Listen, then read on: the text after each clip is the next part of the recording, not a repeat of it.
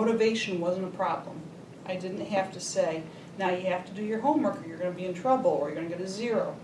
It was, oh, can I do some more? Can I do extra credit? On the plus side, I see students much more engaged, especially when I was in school. I see students engaged far more sports year-round. So there's not as much time for homework. But I'd say the biggest change that I've had to make is twofold. I've had to do a lot more in-class work because the outside work isn't being done. I'm Zachary Millette. This is Mr. Word. It's October 17th, 2017, and this is for oral history. How has your teaching style changed from when you first started? It's very different. I think I was traditionally tougher, more assignments, harder grading, no chance to rewrite. Now, I really limited homework and try to make my 80 minutes more impactful, give students time to work and ask questions while they're in my company rather than go home and struggle through. And then all the work that we do is able to be revised regardless of what the initial grade is, and you can always earn back the full number of points. I think it works. I don't know.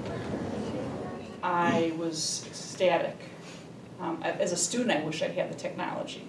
It used to be, we stood up at the podium, we were the lecturer, we were the expert, and you needed us as your frontal contact to get that information. So good teachers have to figure out what am I needed for. And technology allows us to do so much more. In one way, we used to always have one big faculty room where all the teachers would go if they went for lunch. And that was nice because I would talk to people that maybe I don't normally talk to. When the new building or the newer version was built in the early 2000s, every department got their own wing, which is great because then I can work with my English teachers when I need to. But sometimes it keeps me separated. So it's forced me to walk around the building during my free period, make sure I go talk to teachers in the library and other areas. I think people are people.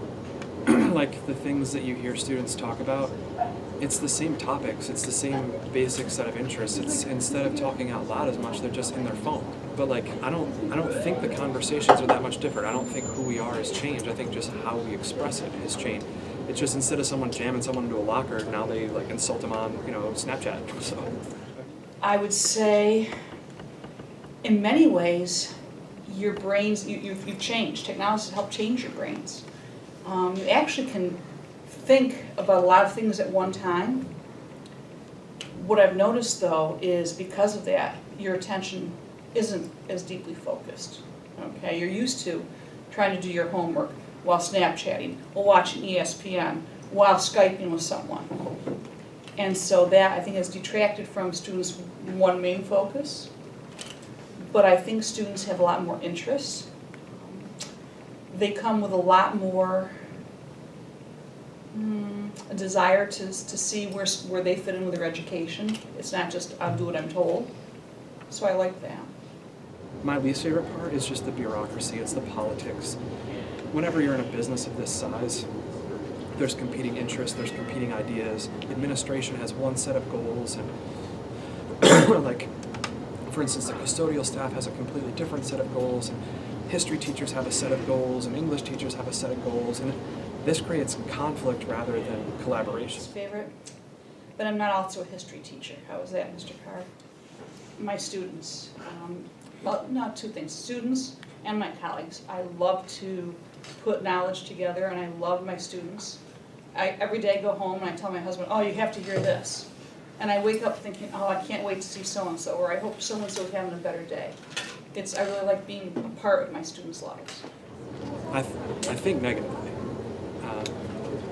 There was a study that was done in the early part of 2000 that showed students who started in elementary school with daily access to like basic computing technology actually were like, they were like, I don't know, something like 30% less literate, didn't read as well, didn't write as well, spelling and grammar were depleted, and I think we can see that cultural phenomenon taking place here as well. It makes it more accessible so teachers can contribute. Like Mr. Carr and I could work together on a project, and we don't have to physically be in the same room. I don't think that there's any way to communicate to a person other than using honesty. And if I can't be honest with my students, then I can't expect them to be honest with me in return. And I think sometimes breaking down those barriers, even like in the way that I dress, like I think a lot of people might think it's like to be cavalier or to be disrespectful to the system, but really it's to help bridge the gap between my age and my students' age. Like, I don't know, man, you're what, 15? Dude, I'm 36. This character that I present, even though in a lot of ways it's true, it gives me the ability to connect with people on a more superficial level, which then I think offers us the opportunity to have real honest conversations. Like if we can make mistakes and fail together, that to me is where it all goes down. I hope that it would be something similar to what I'm doing now. I mean, the conversation that we're having in my classes now about the rise of artificial intelligence and a singularity like Ray Kurzweil talks about is not new. Like Kurzweil's book was in 2004. Here's my hope. That the technology isn't the thing you're learning. The technology is the tool to express what you're learning. So for us, we're looking at anatomy, physiology. We're looking at 2 lines of coevolution in biology and technology. And the only way to really express that thoroughly is to use the right tools. And in this case, the right tool is 3D printing and CAD software. Well, I think my teachers will tell you they wish they could do a thank you and an I'm sorry at the same time to their students from the first year. Thanks for putting up with me. I'm sorry for all the mistakes I made. It would be the internet. Information is a great thing. But along with it, I'd hope that they don't lose the love for reading that they've been slowly losing.